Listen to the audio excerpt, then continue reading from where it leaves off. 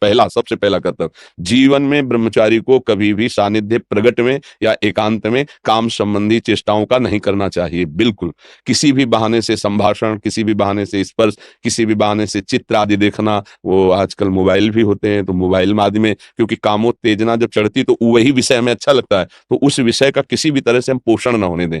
ये पक्की जीवन की बात समझ ले। अगर ब्रह्मचर्य रहना है तो विपरीत आकर्षण जो हो रहा है उससे हमें दूरी बना के रहना। अगर तनिक भी सिद्धि कोई दिखाए तो गिर ही जाएगा, वो भ्रष्ट ही हो जाएगा। और जब ब्रह्मचर्य रहा जाता है तो उसको सुविधा माया देती है ब्रह्मचर्य नष्ट करने की, ये बैठालना चाहिए।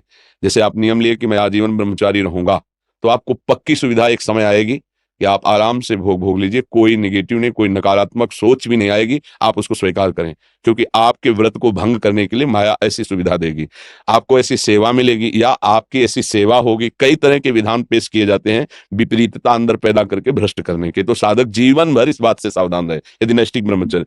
दूसरी बात, जब हम स्नान करें तो नाभि देश को बहुत ठंडा करें, ठंडे जल से नाभि देश में यहां से जल को कई बार ऐसे डालें। यह और कभी भी किसी भी तरह से हम उन इंद्रियों को किसी भी तरह से ना छेड़ें जिनसे हमारा ब्रह्मचर्य नष्ट होता है। वो पवित्रता के लिए स्नान शौच आदि के अलावा हम उन इंद्रियों का स्पर्श भी ना करें, उन इंद्रियों को किसी तरह उत्तेजित ना करें, ये पक्का ध्यान रखें। तीसरी बात, भोजन इतना पाएं जो सुपाच्य हो और शौच पूरी साफ हो जाए। अगर कब्ज रहेगा तो फिर हमारा ब्रह्मचर्य नष्ट होने की संभावना रहती है। जिसकी बहुत कब्जियत बनी रहती है, तो ब्रह्मचर्य क्या है, घी समझो, वो उसको उचित आहार विहार से संयम में किया जाता है। और ब्रह्मचर्य को पुष्ट रखने के लिए कम से कम 48 मिनट बिना हिले डुले पद्मासन और सिद्धासन का अभ्यास करना चाहिए, मेरुदंड सीधे करके। पद्मासन लगाना जानते हो, सिद्धासन लगाना जानते हो?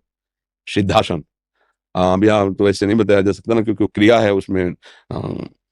गुदा द्वार और मूत्रेंद्रीय द्वार के बीच की जगह में बाएं पैर की एड़ी होनी चाहिए और मूत्रेंद्रीय के ऊपर दाहिने पैर की एड़ी ऐसे आती है, तब वो ऐसे सिद्धासन ऐसे होता है। ऐसे 48 मिनट बिना हिले डुले सिद्धासन और पद्मासन का अभ्यास करे, आहार शुद्ध रखे, तो ब्रह्मचर्य ऊर्ध्वरेता होता है।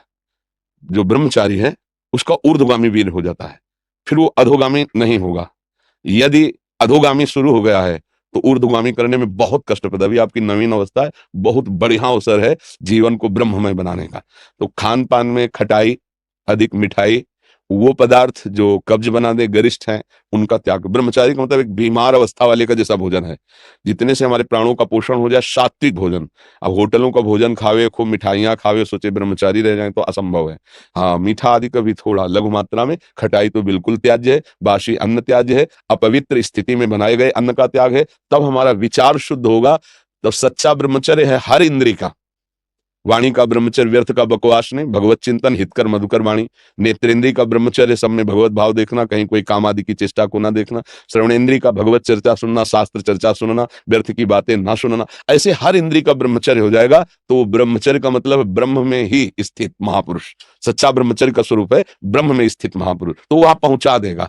ब्रह्मचर्य बहुत आवश्यक है, सबको आवश्यक है। गृहस्थ में उचित ब्रह्मचर्य है, विरक्त में नैष्ठिक ब्रह्मचर्य है, आजीवन ब्रह्मचर्य। जो ब्रह्मचर्य का महत्व नहीं रखते हैं का जीवन कूड़ा हो जाता है, उत्साहहीन, और कई तरह के ऐसे महान दोष उत्पन्न हो जाते हैं ब्रह्मचर्य की हानि से। तो ब्रह्मचर्य की हानि ना होने पाए ऐसा आहार, और शयन करने में दाईं करवट का ज्यादा प्रयोग करें, दाईं करवट का।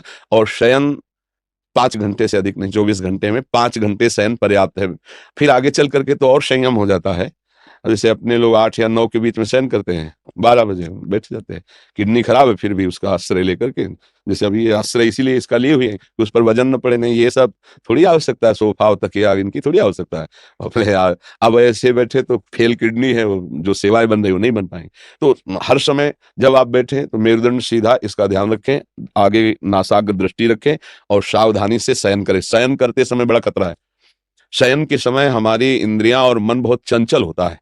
उस समय अगर ब्रह्मचारी भगवत चिंतन करते हुए, उसको नींद से मतलब नहीं है, तन्मयता धारण करते हुए नींद में चला गया तो बच जाएगा। अगर कहीं उस समय वो छूट दे दी और पास में मोबाइल है तो कभी ब्रह्मचर्य नहीं रह सकता। मोबाइल आप रखते हैं? रखना तो होता है। सत्संग ये सब सुनते हैं?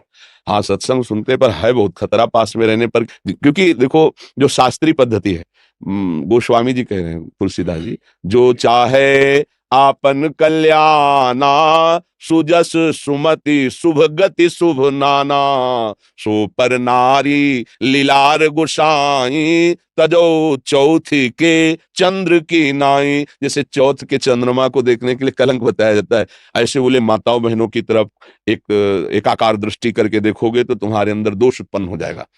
महापुरुषों ने जो कहा है कि अगर शुभ गति चाहिए, शुभ कल्याण चाहिए, तो इनके चरणों की तरफ देखो, भाव तुम्हारा शुद्ध रहेगा। बात करनी तो ऐसे बात कर लो, ऐसे बात करोगे तो हिम्मत नहीं है, कहीं ना कहीं मन हमारा फिसला सकता है, कहीं ना कहीं हमारे अंदर दोष दर्शन आ सकता है। तो इन सब विशेष बातों को तो ध्यान में रखना। और सबसे खास बात है कि हर समय नाम जप करना है।